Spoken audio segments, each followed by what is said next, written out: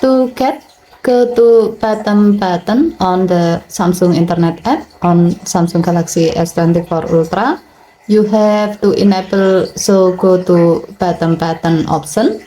To do so, open Samsung Internet app,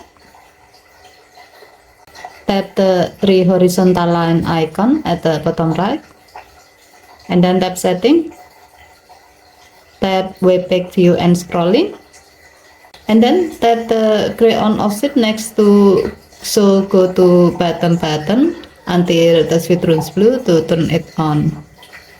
To see the result, tap the back key twice, scroll down the currently open web page.